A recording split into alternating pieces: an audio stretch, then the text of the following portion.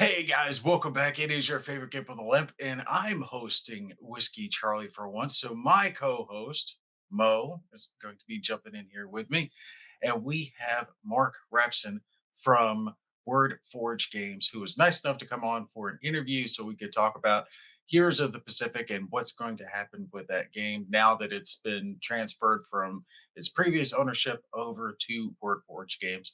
Word Forge Games does have a very large selection of excellent games. And one that was my absolute favorite the year that it came out, SAS Rogue Regiment. Absolutely love it. If you haven't got that game, definitely check that one out. But Mark Rasson, we appreciate you coming on to the show and joining us for a quick interview. Thank you. No, I'm more than happy to be here, and I appreciate the opportunity. It's great to speak to you for the first time, and meet you, Mo, for the first time. So thank you very much for your time. Well, I gotta say, I got one question before we get into the main topic. How is the expansion for SAS going? Can we expect that one to arrive pretty soon? Hopefully, yeah. So Rob obviously is the game designer, and Rob's. I mean, to be fair, it's the genius behind the game. I mean, you don't get many games that come out of nowhere that are as impressive or as expansive as SAS Rogue Regiment is, and the expansion and the con shot, which is the other thing that we've done in the more recent months as well. So yeah, fair play to him, kudos. But unfortunately, genius takes time, it seems. So we found ourselves not being the greatest at predicting how long it's going to take him to make these games. Partly because we both have a tendency to get very overexcited and promise more than we probably should, and then we go, oh crap, we've got like 6 months to make 18 months worth of content. And yeah, so it's not been ideal. Trying to learn from our inexperience of getting this timing right. But as I understand it from Rob, having spoken to him yesterday, he expects the rules to be finished in their initial alpha form or beta form, as you wish, by the end of January. So we're hopefully going to be releasing them to the community so that they can look at them and hopefully help us get them better. And that's pretty much the last stage of the assets we need. We've got quotes in, and we've also had a lot of the older stuff already reprinted anyway. So the black boxes are sat in our warehouse. The con shots sat in our warehouse. So at the moment we're fairly close. I would imagine, given that Chinese New Year's coming as well, we're probably looking at end of quarter 2, beginning of quarter 3 for fulfillment. But we're actually going to be sending the stuff we've got here in the UK across to the US fairly soon for US aspect of the fulfillment as well. So hopefully we can get through the various tariffs and complications that have arisen in more recent months Oh over yeah, there. that could cause you some issues I think it with the probably will. volatility. Yeah, so it's not. See, this is the interesting thing. I mean, obviously, whatever one thinks of the system over there, the people in charge, it's not so much the processes that they've put in place. It's actually just the uncertainty. So, like one day the rates could be 10%, the next day they could be 150, and it's that variability that is just impossible to handle, really. And as we'll talk about no doubt later, we try and do the best by our backers and our fans, but sometimes things like that can just get out of hand to the point we can't do it. But at the moment, it looks like we should be able to get the stuff to the US without it impacting the pockets of the people that have backed it over there in the US. And that's Oh, our intention. We don't want to charge our backers more money than we promised, but oh, it well, is out of our control. you wouldn't be the first. A lot of Mm, companies have had to do that, and we've tried to be understanding that that's mhm. going to happen because a Mm. company can only eat so many costs, Yeah. Well, right? this is it.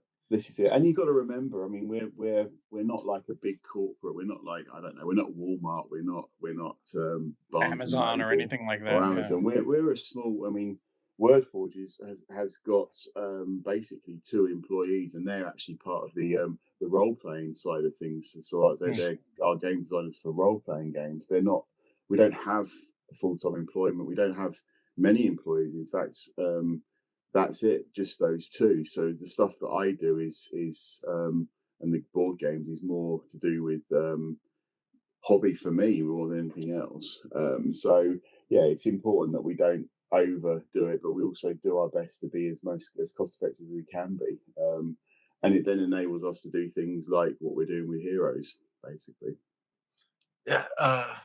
One, just congrats on SAS again. I'm a huge fan. I've done like 10 videos on SAS. Yeah, You and got we me to Really buy a appreciate. copy and Kev to buy a copy as well yeah, from Whiskey and I Charlie, so really we all got appreciate. copies now. Yeah, Yeah. mate, I really appreciate what you've done because when You can we call me Gip. I don't take it as no, an I don't know. insult. Yeah, but I don't mind. I mean, I wanted to say thank you to you because obviously when we launch these things, they're always a passion thing, and I've done at least a dozen board games now, and they're always passion. But SAS went a bit supernova from our point of view, and partly down to people like yourself grabbing it and really buying into what we were doing and what Rob had created. So the game did as well as it did, partly because of people like yourself getting involved and telling the world about it, and that's we appreciate that, and we found ourselves now becoming the go-to place for solo play board and card games, especially with a World War II theme, and that's awesome. But Yeah. SAS, D-Day Dice, and the other stuff we've got Pocket coming. Landship. That's another one of my Pocket favorites. Landship, that's it. And we've just taken the license to produce Airborne Commander. I don't know if you're aware of that one. It's a card game from back in 2016, I believe. Mm. But we're taking over that one and its secondary product, which hasn't even been released yet, called 8th Airborne Commander. So we've got those coming. We've got another game called USS Harder coming, which is another solo play where you play a Marine commander looking after the USS Harder in the Pacific arena. So When you say we're Marine Commander, do you mean like Submarine. us? No, Oh, submarine. Yeah. submarine. I missed the It's the sub one I was part. telling yeah, you about the other day. I was like, that actually looks pretty cool. You could play it like 10 minutes solitaire card yeah. game. I was like, that looks pretty It's a neat. really neat little game, Yeah. and it's very different to anything else I've seen out there as well. So I'm really excited about that one coming out soon as well. So Well, I'm sorry to blindside you. I know we hadn't asked about those, but they're just so good. I had to talk about them a little bit. mm, So yeah, no worries. we'll get into the main topic of what we're here for, which is Heroes of the Pacific. And one thing that I want to make sure I say directly upfront for this is that Word Forge Games is in no way responsible for what happened with Heroes of the Pacific. They have picked up what was left, right? Everything burned down, Yeah, and they've picked this up and have tried to run with it. So I know a lot of people out there, myself included, are angry about how everything went down. It is not their fault. They didn't do yeah, this. They're trying that's to it. fix this.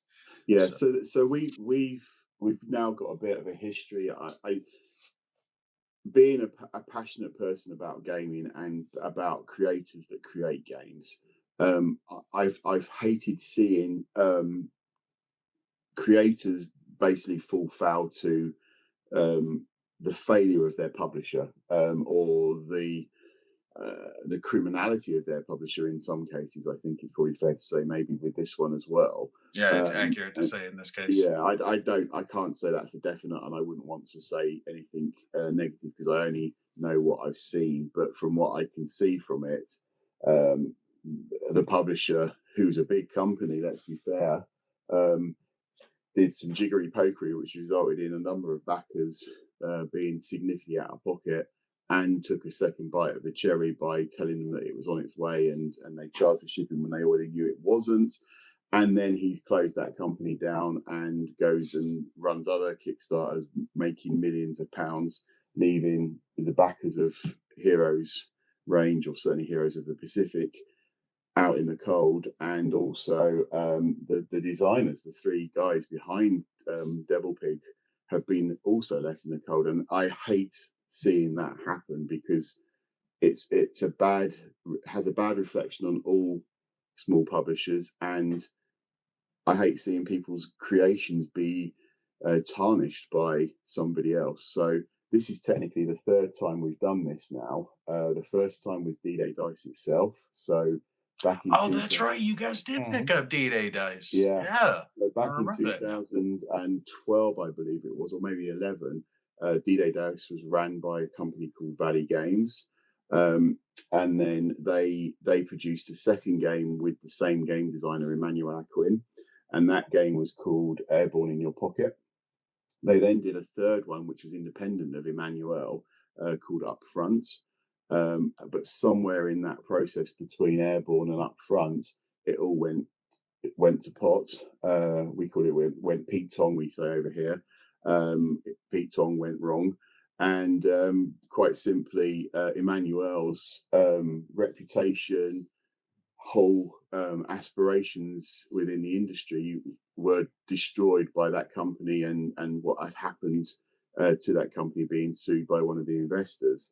Yeah. And I, I sort of found out about it many years later when I became a publisher. I actually published my the Word Forge's first game was actually my own creation, a game called Devil's Run, which is a bit like a Mad Max board game, a bit like Thunder Road is now, or Dark Future, if you know the Warhammer game, or any of Yep. those sort of ones, Car Wars even.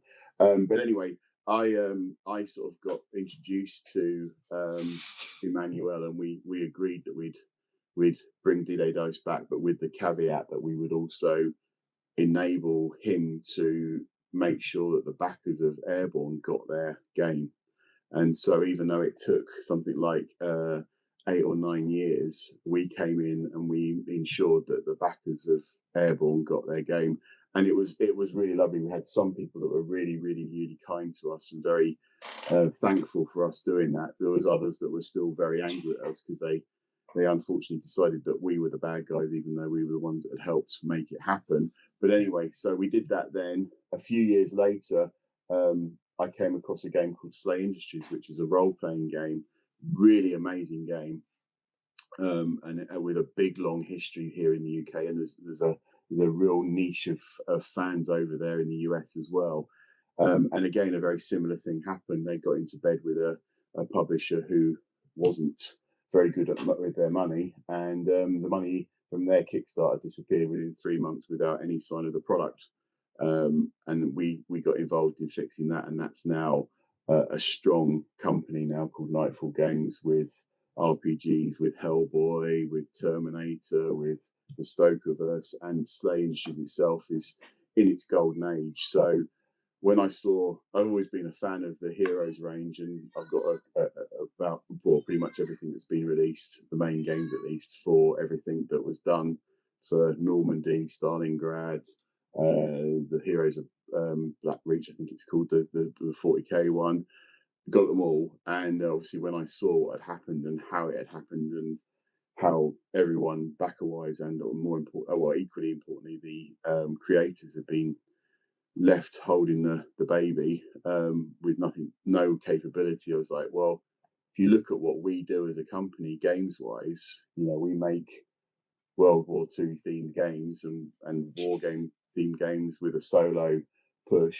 That's exactly what Heroes of Normandy does, and Heroes of Pacific does, and all of that. So it seemed like a good fit. So I spoke to the guys, Clem and Jan and Jules, over a year ago when it all kicked off, and they didn't own their IP at that point, because that's often what happens, because it had been licensed or sold to somebody else. But they got it back more recently, and that's why we made the announcement we did early last year that we're gonna end of last year, that we're actually gonna make it happen, hopefully. How did they get their IP back? Because the guy who ran off controlled the IP, right? Well, again, I don't know the specifics in this case, but in my experience with others, such as D-Day Dice, what happens is the company would license the IP from the creators, um, and I assume that's pretty much what's happened here. And when it was proven that he wasn't going to do whatever he was meant to do, like it was the case with Valley Games, the IP eventually goes back to the creator. Oh, okay. You So know, the they were funny able thing to get is, it back. you guys are named Word Forge Games, but you should also add in Word Forge and Rescue, because you guys are going out there and you're saving these games that, unfortunately, like you said, a lot of the creators are left, hanging in the wind because Yeah, these publishers just basically abscond with the money or just bad management or whatever, and they are left with no recourse. And then, of course, like you've had to deal with that you were talking about is you have angry backers, and that's where you need to make sure that you talk to people like Nate or me or whoever that's out there so we can get the word out. Guys, this is not your target of ire. You need to go after the original publisher, not yeah. these guys. They're saving it. They're making sure you get the product. That's The other exactly it. companies who you should be mad at. Yeah, and that's the thing. When I first saw that happen to Emmanuel with Airborne and D-Day Dice, it shocked me. And some people can be really really nasty. You know, not just Oh, a yeah. little bit nasty, not a bit like oh f you or whatever. We're talking really really nasty. I mean, knocking on your door, driving to your house, calling you all sorts of things, wishing death on you and your family, Mm, all over a game, all over a board game, and it ruins lives. It literally yeah. ruins, people people that I'm aware of have had mental breakdowns. They've had real psychological issues brought on by the failure of a Kickstarter, either their own fault or somebody else's. And it's I mean, there is a guy I'm aware of that has committed suicide because Mm, his Kickstarter went completely wrong.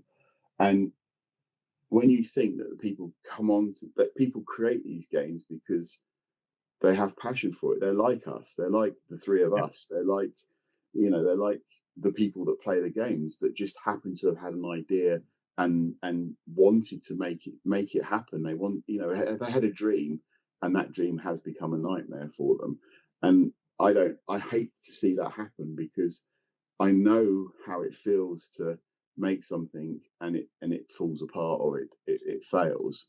And I will do my utmost to stop that happening to myself again. And if I can help other people have that nightmare disappear, happy days. And let's be also fair, these games are good. It's not like I'm rescuing everyone Oh and their yeah. dog. Sure. I want to rescue the games that I want to play.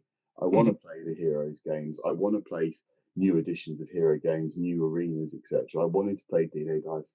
I wanted to play Slay Industries, and I wanted to be involved in those projects. So in me, it's exciting to now be part of the hero's story. And 20 years from now, who knows where the hero story will be?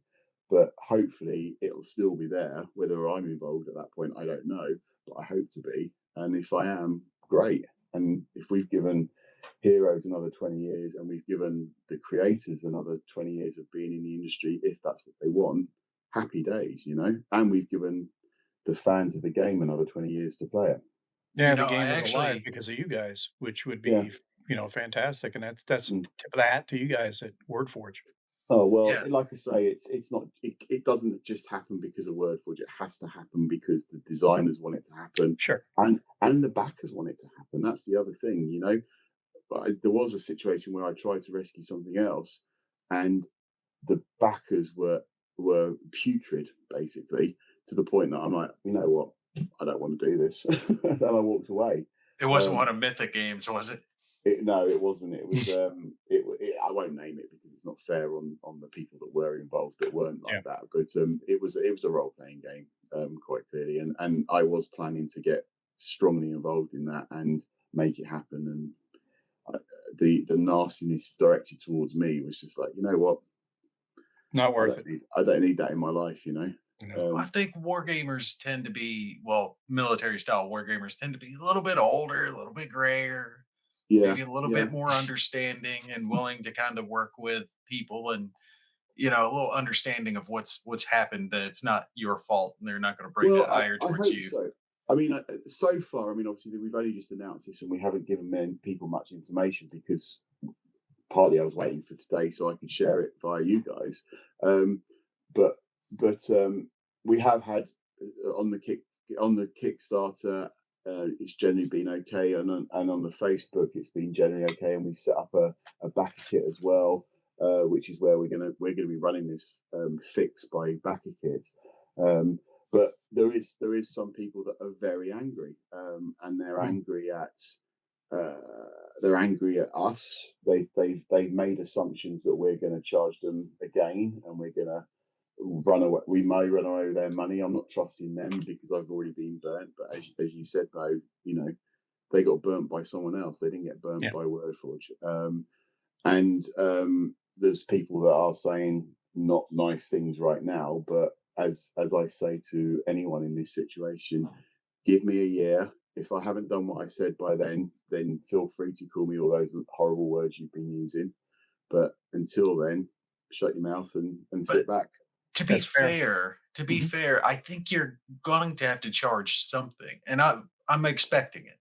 Right? We had this Yeah. happen with Six Siege. Six Siege got destroyed, ended up getting picked up, and I forget who Okay. picked it up. Steamforge, I think it was, Yeah. and they charged a nominal fee for those backers who did get screwed over, and I think it was basically the cost. So there wasn't Yeah. any profit involved, So and I so kind of my expect you guys to do the same. well, my intention is the following, and this is a scoop, I guess, because I haven't told anyone. But this is my intention. So there's no promises here. This is what I want to do. So we know who the backers are, and we know how much each backer has paid. We've had the back end access to the Kickstarter, so we know that information. We don't know anything about anywhere else that they may have been charged by the previous administration, shall we call it? But we do know that. And our intention, because what we're going to produce probably isn't going to be a commercially available product, so it's not going to go into retail because this is about rescuing this Kickstarter and getting people something in their back pocket or in their games room, for want of a better term.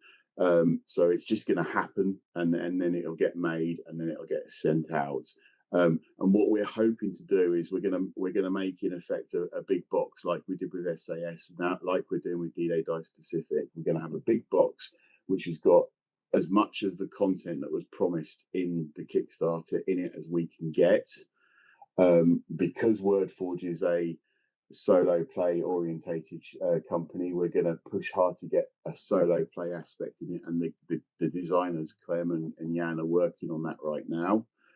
So this box that we're going to produce, called Heroes in the Pacific by WordForge Games and Jan and Clem, that box will have as much as we can get in it from the Kickstarter, plus a solo play aspect, and we're likely to RRP that, or MSRP it, as you guys would know it, at around £100, which I haven't checked the exchange rate, but you probably know better than I do, or we can find it out. Yeah. And It's then about 120 US. Yeah, 110, 120, something like yeah. that. Yeah. So then what we'll aim to do is we will be charging shipping to everybody that has that game. But our hope is that if you look on the Kickstarter, there was a number of different tiers, and we're hoping that we can get that game to the backers that paid the most, or had the highest tier, I should say. We're hoping to get it to them for just the cost of postage. No way. Yeah. Wow. No way. And then Look, I applaud you for what you're trying to Yeah. do, but It's incredibly you guys noble. are eating. No, you guys are eating so much of the cost at that point. well, we're gambling a little bit on certain things. So we're gambling on that, because we're making it a solo play, that we will see some of the WordForge fans come in. We're gambling that people recognise what we're doing and maybe help us out a little bit. And we also are recognising that, even at that box is not what those people were promised. And things like the storage things, we're not going to be doing that as part of this Kickstarter. Yeah, because that's Yeah. just a superfluous extra cost. It is, one has to remember that when you purchase, or when we make these things happen, we have minimum orders that we have to hit, and they're basically 1,000. So whatever we do has to be times 1,000. So even if, say, that little box costs $1, we've got to make 1,000 of them, even though we've only 300 of people have said they want them. So that's Sure. where we're careful. So yeah. The people with the highest level pledge, we're hoping we can get them the game that we produce at cost, at shipping only for them. And then the people that have sort of gone at the lower level pledge, there's a difference in what they paid versus what the top level pledge paid, and we will ask those people to pay the difference to get that box if they choose to, and that's completely their choice. We're not going to be offering things like refunds for their previous Kickstarter because that's nothing to do with us. But if say the game ends up being £100 and the other people have spent €60, we'll ask them for a £40 investment, for want of a better term, plus shipping, and then we will make that game happen and they will get the game.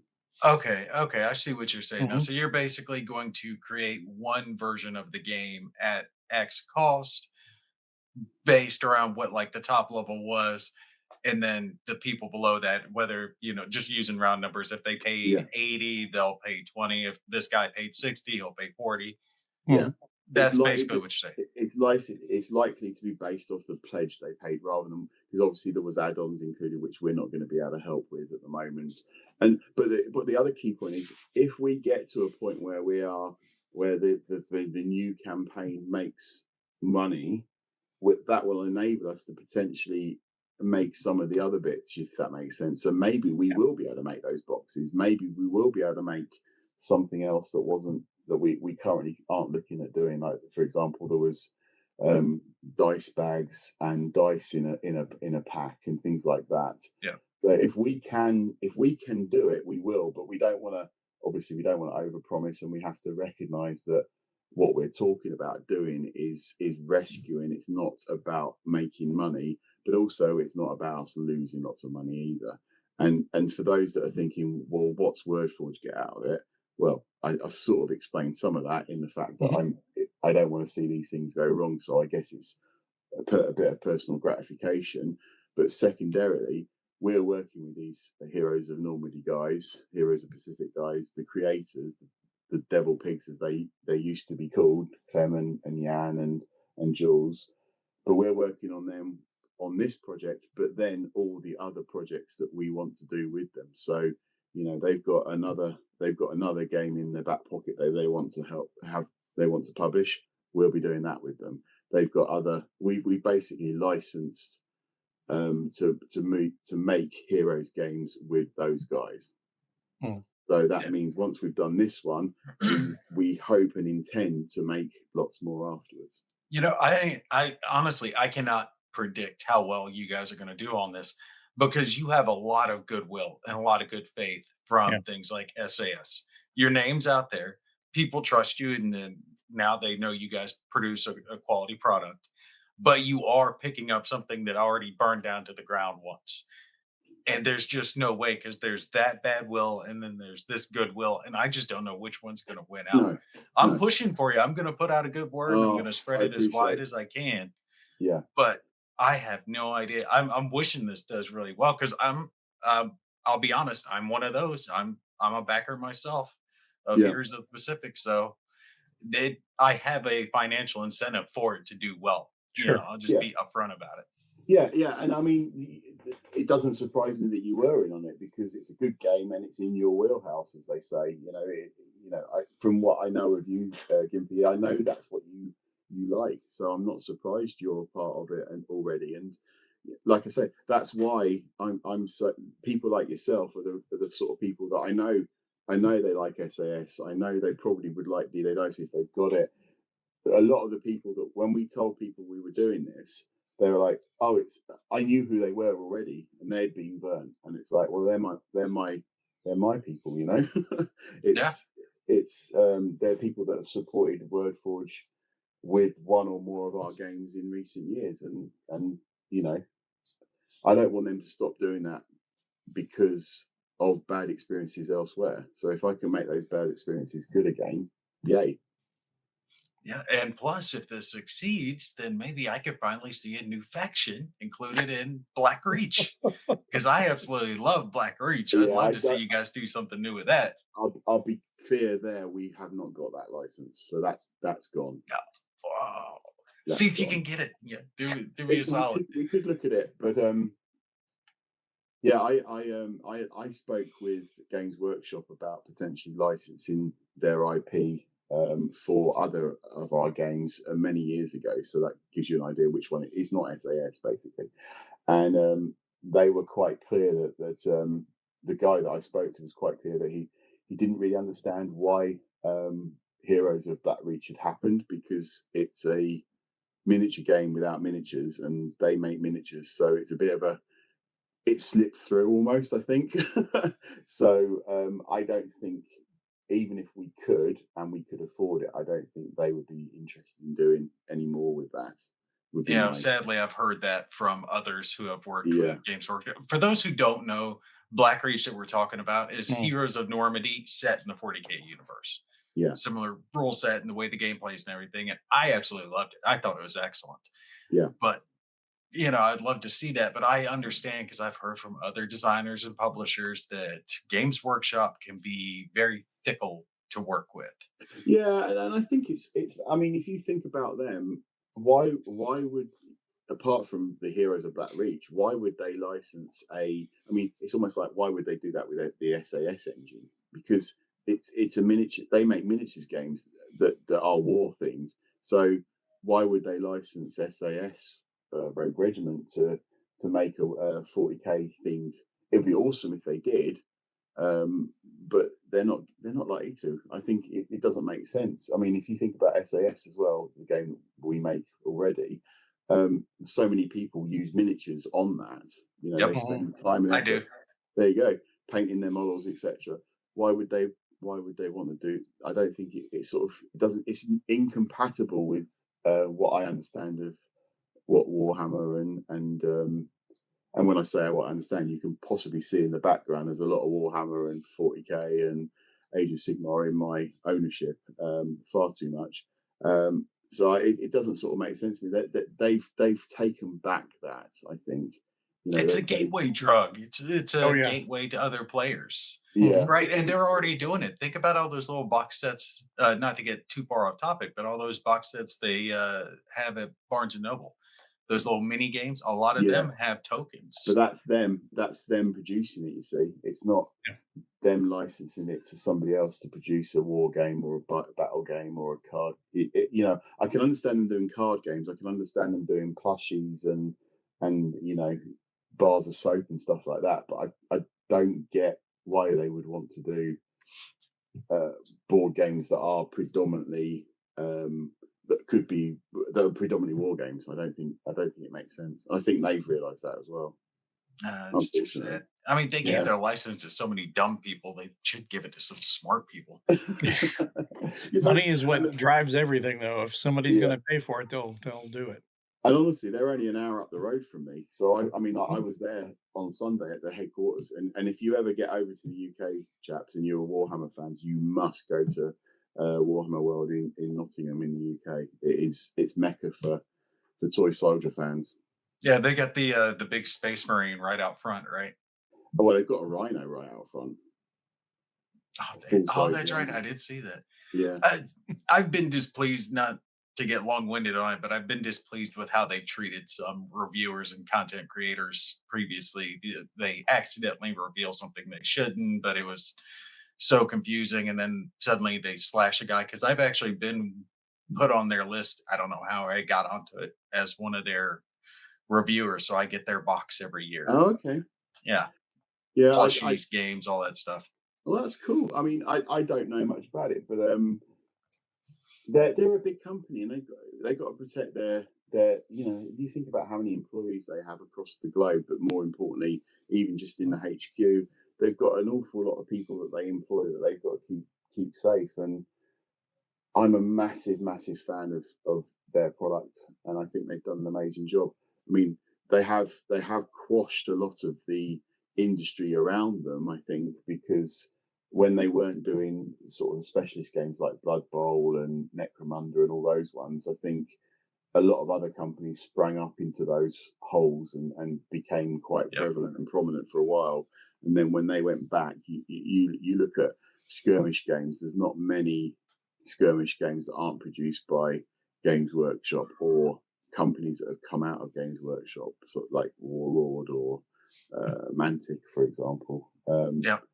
Mantic. Actually, 148 Tactic, I'll toss that one out because the miniatures in it work very, very well with SAS Rogue Regiment.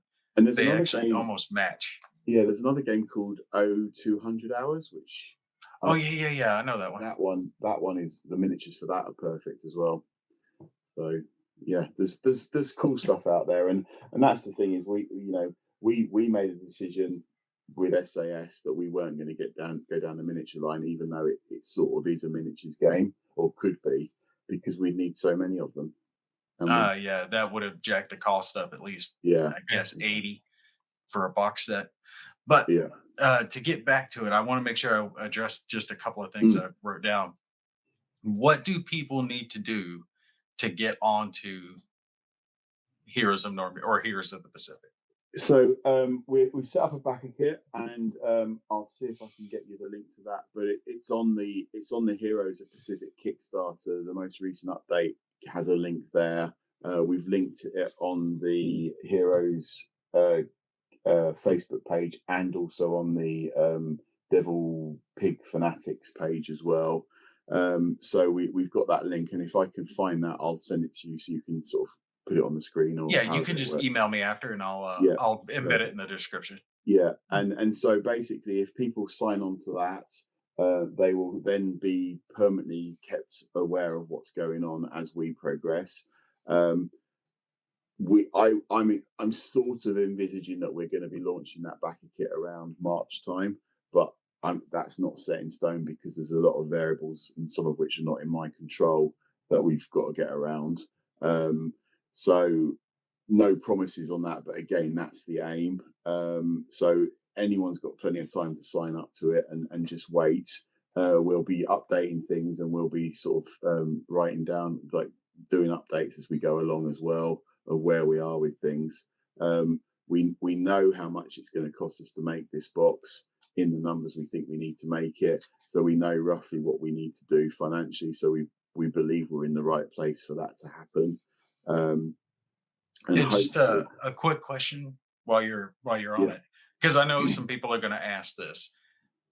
You were referencing the tiers, the backer tiers, and yeah, that's going to adjust where people lie. Are the add-ons going to be considered in that, considering there were probably some not, add-ons? probably So not.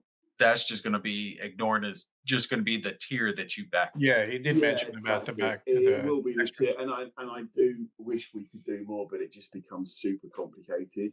So yeah, unfortunately, I think it's fair to say that we are just going to be focused on that.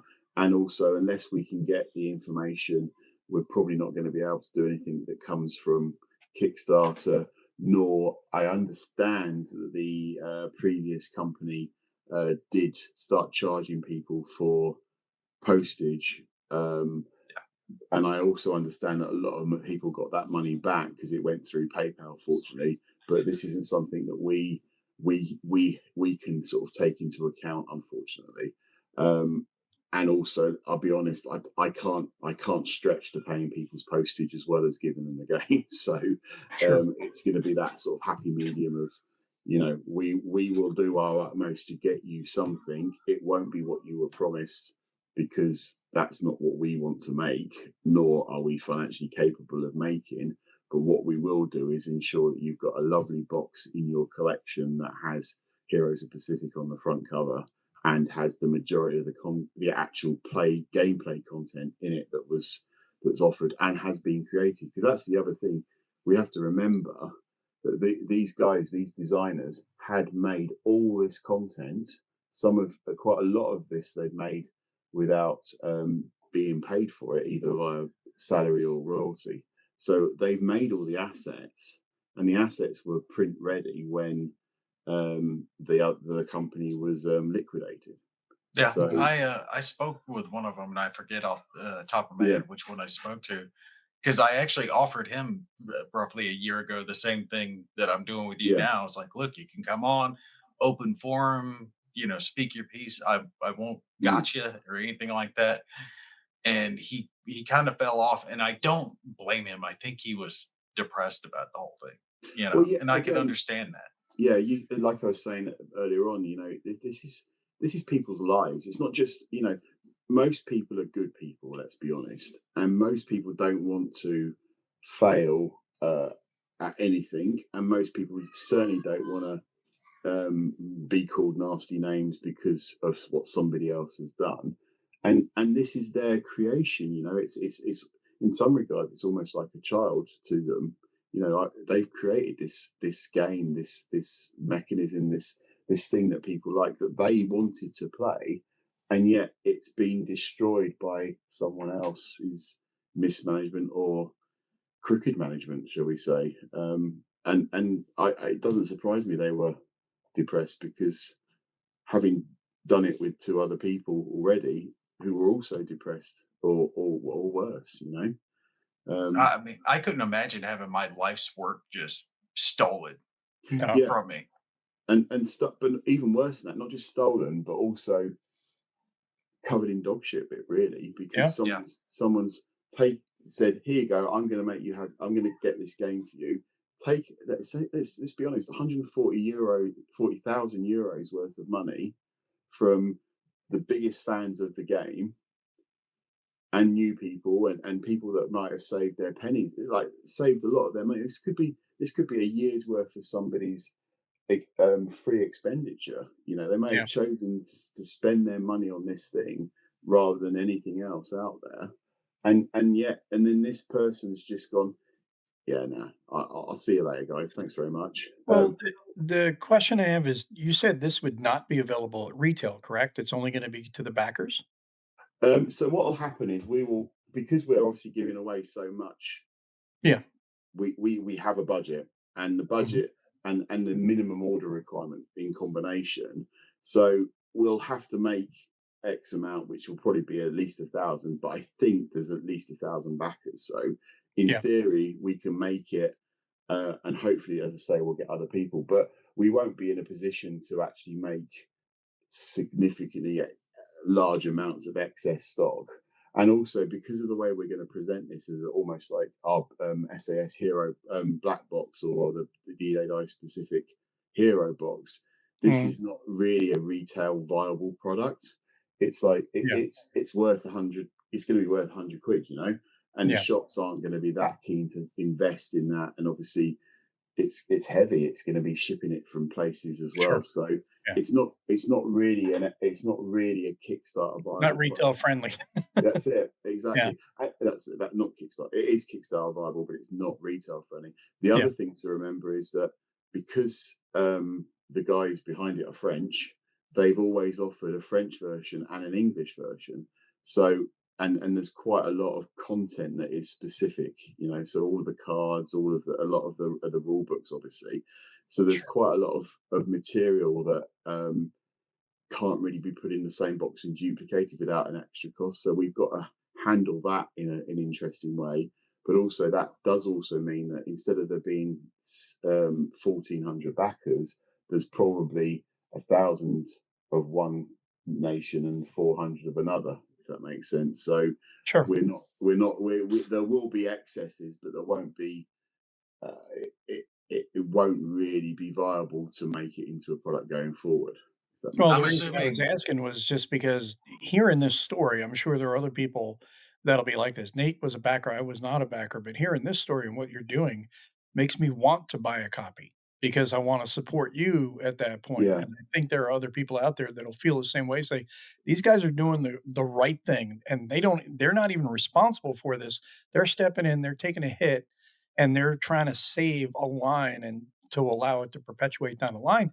that's it. We wanna help as well, we Yeah, wanna do our part.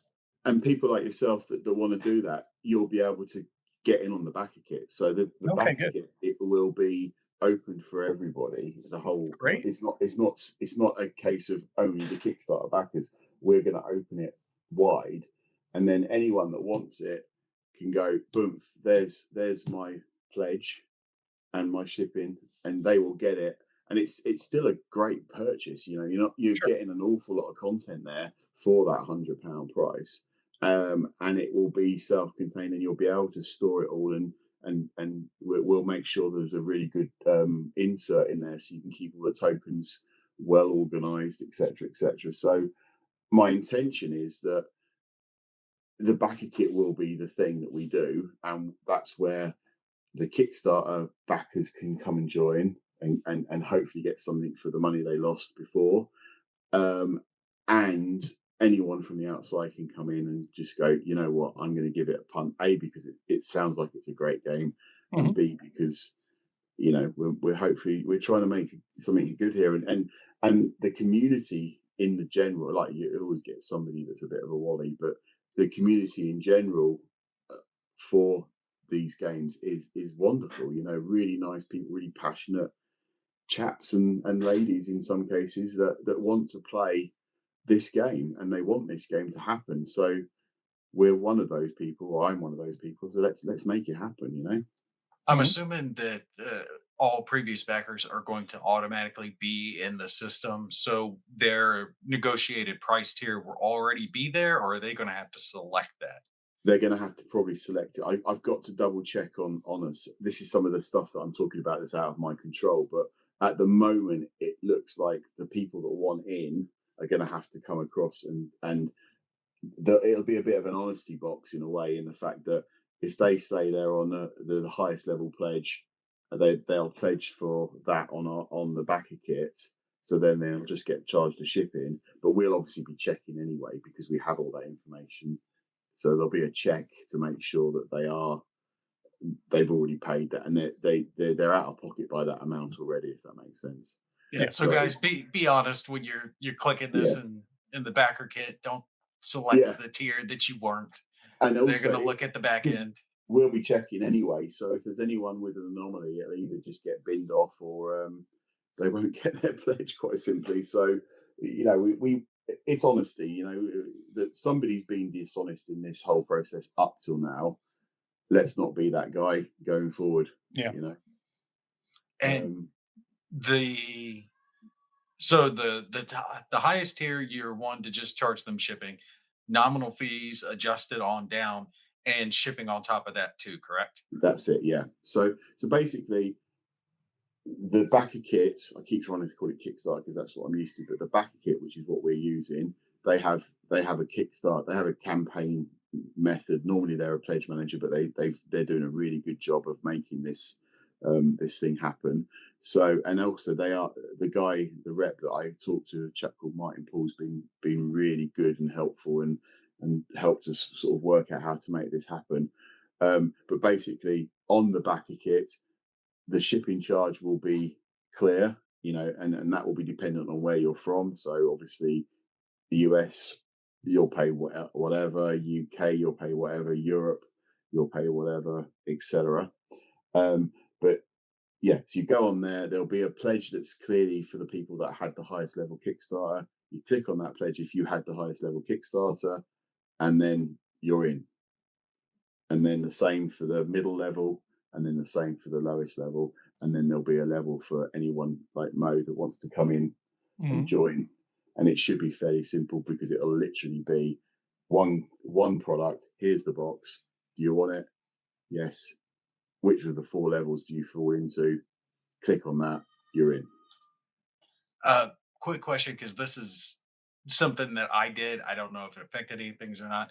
You're basing this list completely off the Kickstarter and not the backer kit, or I forget what it was on. I think it was backer kit later from the original campaign, because I actually never finalized it. I Yeah. was So like, well, no, I'm not going to finalize it because screw them. I'm not going to let them have my money. I didn't know if the credits I had in there actually went towards it or not. So I never finalized the so pledge, but I did pay the Kickstarter. so you've paid Kickstarter, Yeah. whatever you've paid at whatever level you paid. So let's make the assumption you've paid the middle one, just for easy numbers. You'll be on there with your email, and we've got that information because we've got the back end of the Kickstarter. We'll see you on there with your email. You've come across, you've clicked on the pledge level you had, equivalent, done. Okay. Because I just putting it out there, I didn't know if anyone else was jaded like me and didn't finalize their pledge as like a Yeah. fu to them I mean, originally. So if yeah, anyone else did the same thing I did, I still have from the original campaign something like 100 credits or whatever they put in yeah. the Well, backer kit. we will see everybody on there. We'll even see the people that were on there that then asked if they've got a refund, because there's people that have done that, and fair play to them. If they got their money back, it looked like this was dead. But obviously, if they got a refund, then we're not going to be um, service in that aspect. So Sure. basically, if you've pledged at the highest level, you go onto the Backerkit, you click that you pledged at the highest level, you'll get told how much shipping will be. You're in. You're sorted. You're going to get a game. All right, guys. So you've heard him. Whatever your level was, whatever you originally backed at, it will show it in the backer kit. That's where you're going to go. I'm going to have the link in the description of this video. You can go there. And is it live now or is it going live? You said that's right. You said The it was going you live in can March. there's like a pre-page or whatever. So there's a landing page on Backerkit. There's over 1,000 people on there already. So they're on there waiting for. I guess they're well. I know they're either from the Facebook pages, the failed Kickstarter, or from other WordForge Kickstarters. So there's over 1,000 people on there. There's a note about what we're aiming for. There'll be a new note fairly soon, clarifying what we've talked about here, and then we'll keep people updated in the prior or the pre-campaign until we go live. It'll be clear when we go live. We'll make it clear to everyone and share that information everywhere that we can. And then hopefully the majority of the people that do want to get the game, that are prepared to pay for shipping, no matter what they've already paid, will make it happen. Well, I gotta give you guys props for doing this. I mean, it's such a hard thing to pick up something that got burned to the ground and to run with it. Because I know you guys are going to catch flack. People aren't going to Oh yeah. understand that it's Yeah, I not your know. fault. That's one of the biggest reasons I wanted to do this video in the first place. Is that I like WordForge games so much. I love your games. Like I said, I'm the biggest fan of SAS, and I didn't want you guys to catch hell from others Thank you. thinking that it was your fault when you Yeah, guys are in no way responsible. and You and guys are the angels coming in and repairing this damage. Yeah. hopefully, and to be very very clear, and I think it's worth saying. I've said it before, but we have absolutely nothing to do with that failed Kickstarter up until uh, November or December this year. Last year, we had no interaction with the guys, or very little interaction with the guys from the Devil Pig creation team. So Clem, Jan, and Jules. We had talked a little bit when it went peaked on, like you had, but we only signed at that point, and we had absolutely nothing to do with the failed Kickstarter. We had nothing to do with any prior Kickstarter. We have nothing to do with the liquidated stock sell-off that's happening at the moment, which is great. If you get opportunity to get on that and you want to, and you can, and the shipping works for you in the US, get on that as well. So you can pick up old stock that went through the liquidation process.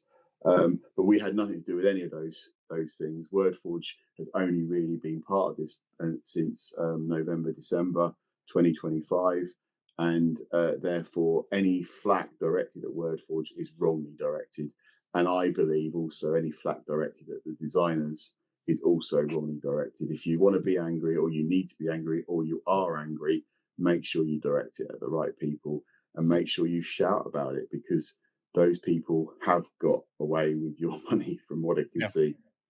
Yeah, no, agreed 100% because, like Nate said, you guys are the angels here trying to come in and make it right. And none of this was your fault. None of this was your No. doing. None of this is your responsibility.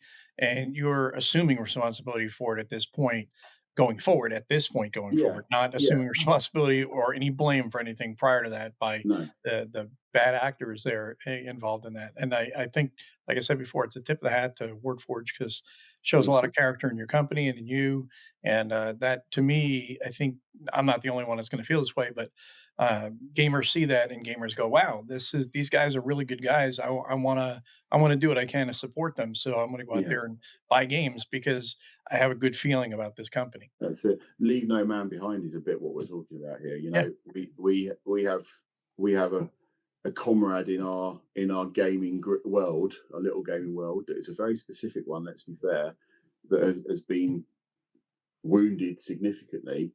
We need to pick them up, and we need to make them. We need them. We need them to stay. You know, I don't want to yeah, see that whole game, uh, the whole game series gone forever. And and equally tarnished forever as well. You know. Yeah, Sure. I actually got the Battle of Khan. It's sitting behind me right Mm, now. Quite yeah, good. I haven't pulled it out in a long time because I was so jaded. I just didn't even want to look at the box. But Mm, now I'm going to be able to pull out Battle of Khan and actually play it and yeah, enjoy it. And if you guys have a chance to get that one, it's worth it. The game's actually quite good and the components are excellent. So if there's yeah. any copies of that left around, jump on that one as I well. believe the people that are selling the stock off have got that as well. I don't know honestly how expensive it is to ship from France to the US. I can't confirm on that mm, with them at least. I know that their prices to ship to here in the UK are pretty good because I bought a lot of that stuff that I was missing from my collection. But yeah, they're doing a good job. And again, their attitude is they wanted to save this. They didn't want that stock to go into a dumpster, which is probably where it would have ended up had it not been bought by them and put out there. And they're doing it all at a really good price as well. So, you know, let's make sure that they get it out there, get their stock sold. Well, Mark, I definitely want to thank you for coming on and answering everybody's questions and answering all our questions and giving us hope for the future for Heroes of the Pacific. Before we jump off here, were there any last updates about any other games that you wanted to put out before we jump off? Yeah.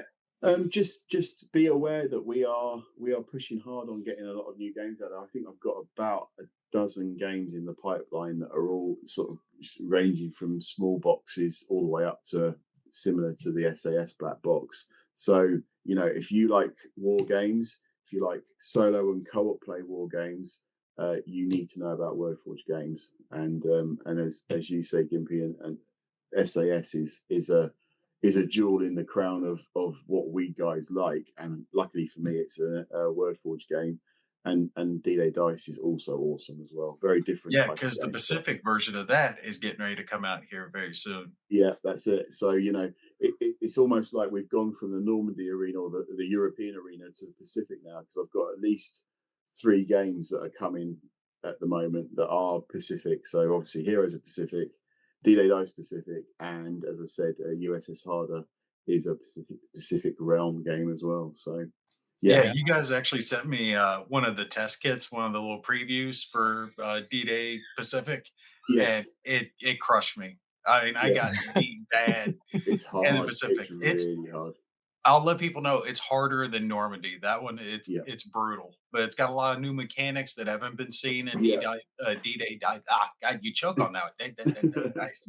that's it. It's got new mechanics. It's not just a rehash of Yeah. D-Day dice. There's a Oh lot of yeah. new stuff in this one as But well. So what's definitely really want to check cool it out. there is Emmanuel's been. I think it's about 15 years he's been that D-Day Dice has been in his head. Obviously, it was a print and play originally, and he'd been thinking about it before we released that.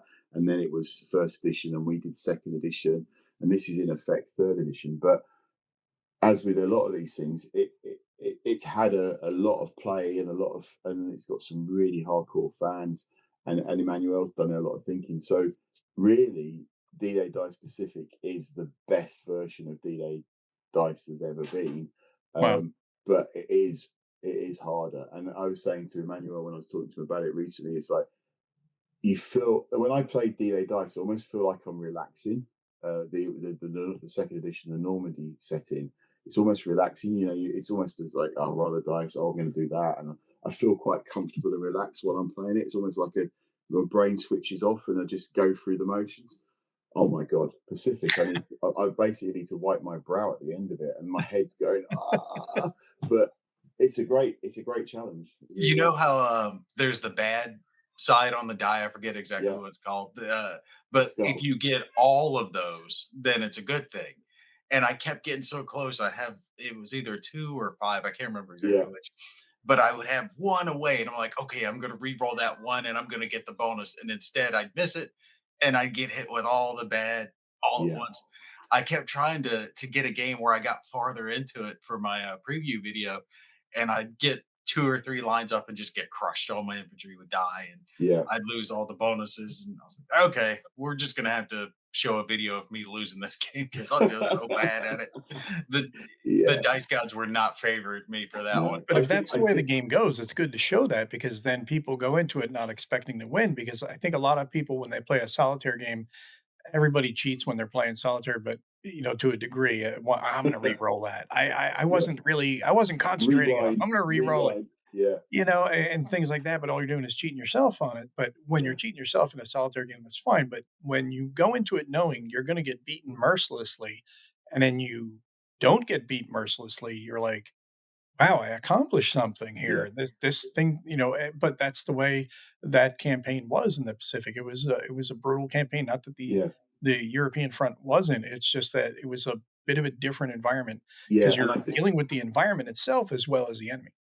and what's also amazing with Emmanuel is he's a massive researcher. So he knows when he creates a legendary unit. So he makes legendary units about like the units that were there in the wars, no matter where it was, whether it be British ones or you got US, you name it. And he's very keen to sort of represent everybody that was involved, not just Mm, the big nations and the big countries. But like say for example, it's the 101st. He knows so much. I mean, everyone knows about them, but you name another one. I don't know. The Warwickshire Thirds, for example, the British one. mhm, I'm sure you guys know little or nothing about them, mhm, even as ex-military people. But he would have done as much research as he can to really represent them in the game. And when you take into account, he represents them with in effect 5 cards. It's amazing. mm, And when you look at this game, and at first you just think, oh, it's a load of cards. It doesn't really matter, and but it's fully researched to almost an insane level about everything. And he must have rolled those dice that you're talking about, Gimpy, millions of times to make mm. that game work and balance it. It's unbelievable how much he puts into it. I mean, I don't know if you know, but we released a Kickstarter about with a book of D-Day Dice. It's one of the biggest books I've ever published, and I'm an RPG publisher, Hmm. and it's Wow. all the history of the game, all the history of and all the people that were involved. All the It's just amazing. This guy knows. He's a font of knowledge about the war because he has researched his games to that level. It's amazing. And it's You're not wrong. It's been yeah. around. I mean, D-Day Dice was around before I even had a channel, Mhm. and Mm, I've been doing this for approaching 10 years. I mean, yeah, 8 years, something like Yeah. that. But I remember watching videos of D-Day Dice when I first got into wargaming Yeah. many moons ago. Yeah. So yeah, it's got a history behind it. yeah, Definitely worth checking out. D-Day Dice, Pocket Landship is another one of my yeah. favorites. Of course, SAS Rogue. I'm gonna talk that one up forever. And Heroes of the Pacific, you guys make sure you go to the link. I'll have it in the description, and I'm going to be putting up a update video as more information pops out to keep everybody informed of what's going on with the game and what you can expect as new information comes out. Thank you, thank Mark, you. we definitely appreciate you coming on. It Yeah. was I great to appreciate the have you. opportunity, and it's really nice to meet you as well, Mo. Thank you. Yeah, great to meet you, It's and great. thanks for introducing us to the whole backstory, or explaining the whole backstory with the heroes of the Pacific, because Mm, that's a big mess. I'm aware of it. I know Nate was yeah. dealing with it, and but I'll tell you what, I'm very, very, very impressed with Word Forge for what you guys Oh, are thank doing, and you. I wish you nothing Uh, but the greatest of successes. Yeah, and like I say, anything that I've said about the history is just from my understanding and Sure. from my point of view. It may not be 100% correct. So obviously, people take my if they want to research it, take what I said, but also do their own research and understand the bigger picture because it's not just it shouldn't just be my point of view. Sure. I'm Yeah. just one Now, guy. now just go rescue all the games from Mythic Games. I had a couple I got screwed over with over there too. Yeah, I think that might be a bit beyond my capabilities, but if Yeah, there's if that's you do, quite big. if anyone ever sees a game that's in the sort of World War II theme solo co-op that needs rescuing or hasn't been around for a while that you love, whether it be either of you guys or any of your audience, do let us know because I'm always on the lookout for good games of that nature because that's what we do. And like even Pocket Landship, that came about because it had a real following as a print and play, and we like Mm. this game looks perfect. And yes, it's not quite the same as the others because it's a bit of a made up story, back story, but it's still an awesome little solo play battle game. It's really good. Steampunk-esque World Yeah, War One tank game is the Mhm. that's way it. I kind of think about it. Yeah, Really, exactly. really, really fun game, and it's actually very cheap too. It's like $20 or so. Yeah, Under. Wow. Yeah, yeah, yeah. you can get a copy of that. And I love that one. All the games that I'm talking about, I've got videos of on the channel. So if you're curious, the video, you can go to the channel, search it, and they'll pop up. You can see these games actually being played badly, but being played. And bad is good enough, So Well, thank Mark, you. I definitely appreciate you coming on. I know it's approaching late. Actually, it's not too late for you. It's like 7 o'clock. Yeah, it's 7:10. It's not. We, It's not. yeah, we got you at dinner time. I was able to get you in a little bit earlier in the day to make it easier on you. That's it. But Yeah, I thanks again appreciate for that as coming on. well. No problem. Thank you both. Well, that's going to be it for us on this episode of Gimpy running a Whiskey Charlie episode. It's usually Mo, but Gimpy ran this one. I appreciate everyone coming on and my guest, Mark. You guys stay tuned. I will have some update videos as Heroes of the Pacific is updated. You guys take care. We'll catch you in the next one.